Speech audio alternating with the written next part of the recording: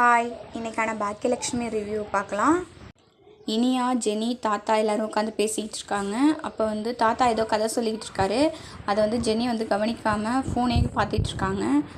அதை இனியா நோட் பண்ணுறாங்க. நோட் பண்ணிட்டு அப்புறம் இனியா கேட்குறாங்க, என்னக்கா ஃபோனே பார்த்துட்ருக்கீங்க தாத்தா கதை சொல்லும்போது அப்படின்னு சொல்லி கேட்குறாங்க. அவங்க சொல்கிறாங்க, செலியனோட லைவ் லொக்கேஷன் பார்த்துட்ருக்கேன் அப்படின்னு சொல்கிறாங்க. எவ்வளோ நேரமாக பார்த்துட்ருக்கீங்கன்னு கேட்கும்போது, காலையிலேருந்தே பார்த்துட்டு தான் இருக்கேன் அப்படின்னு சொல்கிறாங்க. இனியா அதை உடனே போய் அவங்க அம்மா கிட்டே சொல்கிறாங்க. அதுக்கு பாக்கியா சொல்கிறாங்க, அவள் செலிய மேலே கொஞ்சம் பொசசிவாக இருக்கா அப்படின்னு சொல்கிறாங்க. வீடு நான் பார்த்துக்கிறேன் அப்படின்ற மாதிரி சொல்லிடுறாங்க. அப்புறம் மையூ படிச்சுட்டு இருக்காங்க. அப்போ ஈஸ்வரி மையூ பக்கத்தில் உட்காந்து நல்லா தான் பேசுகிறாங்க, அன்பாக பாசமாக தான் பேசுகிறாங்க.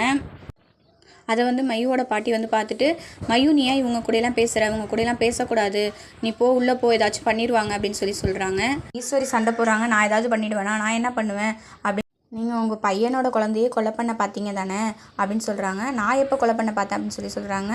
ராதிகாவை கருவை கலைக்க சொன்னீங்கல்ல அப்படின்னு சொல்கிறாங்க. அப்புறம் 2 பேரும் சண்டை போட்டுட்ருக்காங்க. அப்போ ராதிகாவும் கோபியும் வர்றாங்க.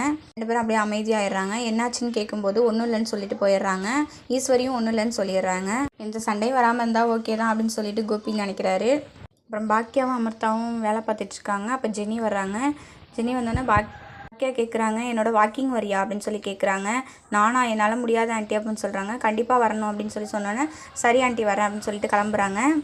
சாரியோட வராத, போய் வேறு ட்ரெஸ் போட்டு வா அப்படின்னு சொல்கிறாங்க. அப்புறம் அவங்களும் போய் போட்டு வராங்க. அப்புறம் செலியங்கிட்ட, நீ தான் இன்றைக்கி குழந்தைய பார்த்துக்கணும், நீ இன்றைக்கி போகாத, ஜாகிங்லாம் போவேணா அப்படின்னு பாக்கியா சொல்லிடுறாங்க. நானும் ஜெனியும் வாக்கிங் போக போகிறோம் அப்படின்னு சொல்கிறாங்க. சரிம்மா போயிட்டு வாங்க அப்படின்னு சொல்கிறாங்க.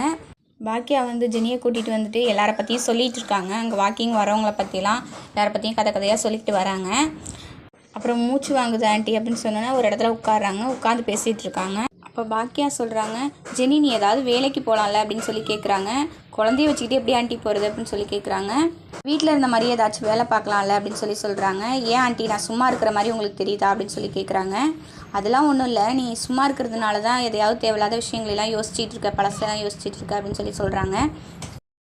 ஆமாம் ஆண்டி, எனக்கும் அப்படி தான் தோணுது, நான் அதனால தான் பழசையெல்லாம் நினச்சி செலியனெல்லாம் நினச்சி கவலைப்பட்டுட்டு இருக்கேன்.